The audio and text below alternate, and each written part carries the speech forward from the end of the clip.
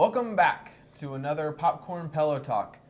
Today's movie is going to be Oppenheimer, Barbieheimer, the new Oppenheimer. Either way, we saw Oppenheimer. We're going to review Barbie as well, but we thought we'd do this one first. Jamie's got her outfit on to be part of the Oppenheimer. We're both I'm the scientist and you're the assistant, or are you a scientist too? I just dressed up old-fashioned today. She's old-fashioned. So you're in World War II. Yeah. You're fighting in the World War II. And that's the setting of Oppenheimer, the creation of the nuclear bomb. Defeat the Nazis. Defeat the Nazis, and the Japanese. Oh, yeah, that too. So let's start off. You want to start with your thoughts? What do you think? Well, you know me, I don't really like war movies or, anything with history in it, but I did learn something about history that I'm sure I learned back in either elementary school or middle school or high school or one of those schools about the wars. What I did learn was the succession of World War II, and then it was Hiroshima, and then the Cold War. So that's what I took from that movie, other than it really shouldn't have had a second half. Yeah, so let's start with the things that we liked, and I'll start off big sound. This is a Christopher Nolan movie, so there was big expectations. Previews looked really good. A lot of people were really excited about High this budget. movie. We saw it in IMAX, so we got the full experience of what it was going to be. Generally, I thought the visuals, the sound, the music, a lot of that stuff was good. And going into it, I was entertained the first half. Mm-hmm. I think we get some problems in the second half of the movie and some plot issues that really, it was a disappointment. I really will say. Yeah. I was super excited to see this movie. He was. I was had excited to see it on opening weekend, but again, it was just one of those I was really disappointed based on what Christopher Nolan could have done, and then other films and shows in that kind of genre of what you want from any kind of nuclear weapon type of story. And Jamie and I watched a couple episodes of Chernobyl, the miniseries on HBO. Way better. After it, because I felt like I needed a palate cleanser after Oppenheimer. You redeemed yourself with that series. Yeah, because if you compare it, there are two series that I think were really good comparisons to Oppenheimer. One was the Chernobyl miniseries, and then the other was the Intimidation game, where they show the first computer being built for World War II. And I thought both of those movies had a bit of magic to them that Oppenheimer just did not. The acting was good in this movie, in Oppenheimer, but they really lacked some key things that I thought could have made it so much better. And one of I think the main issue that we agree on was the second or the third act of the movie is the trial scene. Is a legal drama. And look, I'm a lawyer. I've had legal drama that's a lot more exciting than that movie, and I quite honestly was bored during that part of it. Your face was so funny. I literally watched him. This guy gets so into the movie at first. He was just literally paying so close attention, and then when it got to the legal end of it towards the end, you're just like me watching someone try to groom a dog, themselves. I'm like, this is just not, no. I saw you just completely lose interest, and I felt really bad.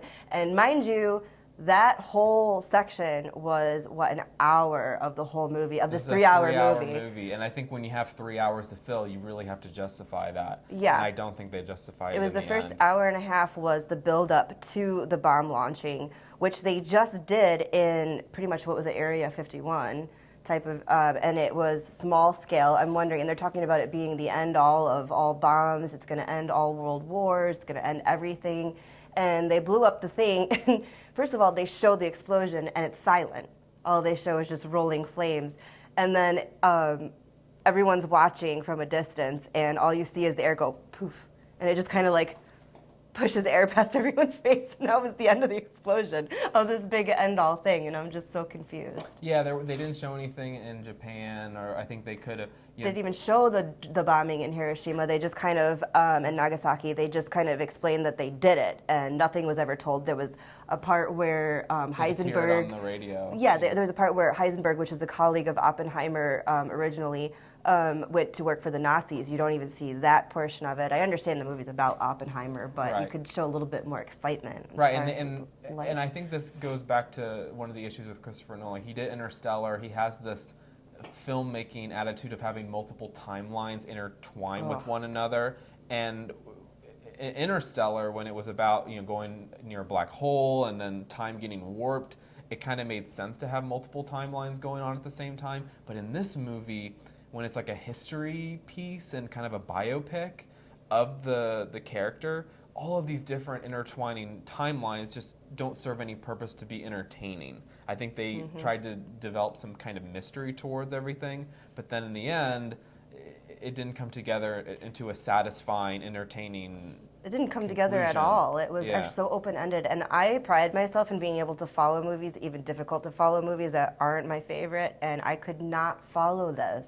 Like, I'm a little smarter than I look, and it just went right over my head. It was ridiculous. Like, Yeah. the timelines, not just the timelines, but then just the information that was brought back and forth and everything. I mean, the actors and actresses did a great job. Robert Downey Jr., Josh Hartnett, which I thought he fell off the face of the earth after Pearl Harbor.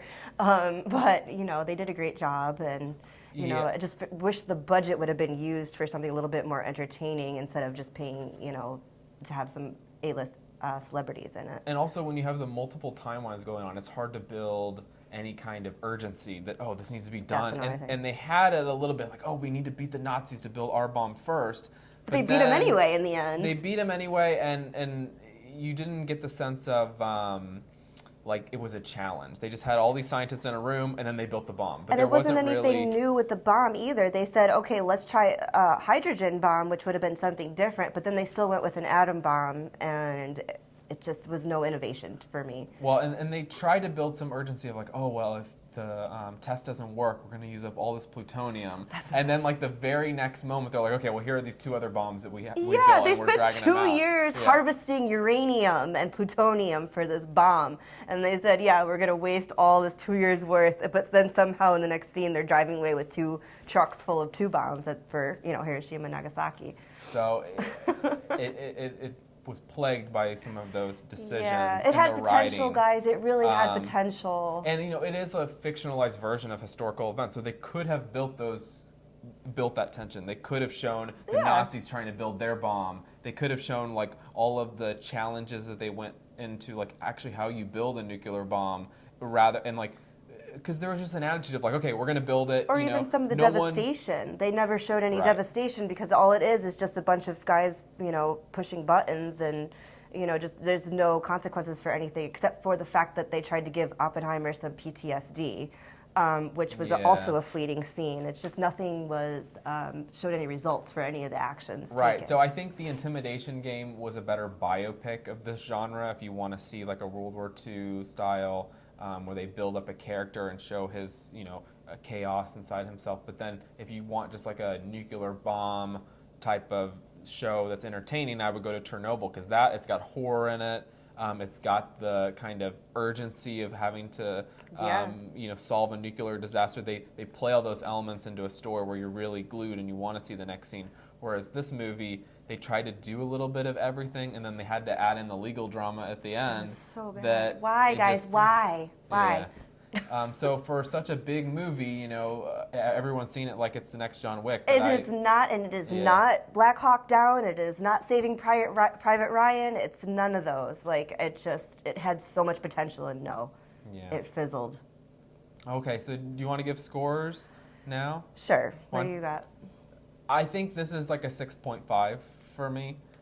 Because I think a 7 is like a good movie you should go see, but you may not like parts of it. This one, I'm going to really say you can skip it. I mean, I think there are better movies and entertainment of this genre of nuclear and biopics of scientists as well. One of the things that really bothered me is they had Einstein in it too, and he's like a grumpy old man. He was so tired and just played out, and like he wasn't. And that Einstein was probably this like quirky, eccentric person. We all know the famous photo picture where he's like sticking out his tongue. And he was just so mild and quiet and just very, inside himself the whole time. So, I give it a 3. Wow. Okay. I really could not follow it to the best I could. I was really trying to pay attention. I was sober, completely sober, watching this whole movie, and I couldn't do it. Yeah. I'm sorry.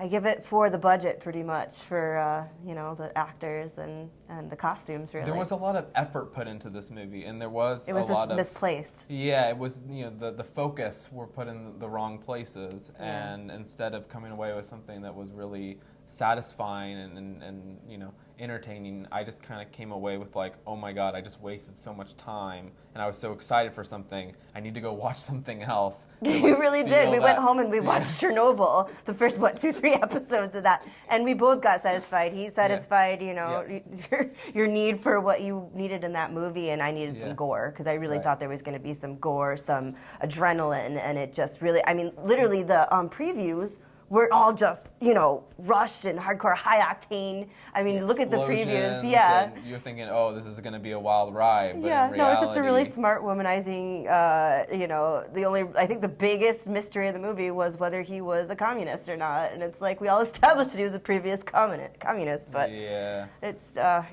another he good got point. he got the Nobel Prize anyway, whatever, just yeah. You really want to know about Oppenheimer? Just read some footnotes. Well, with that, I think we can end it. All right, we'll see you in the next video. Bye. Bye.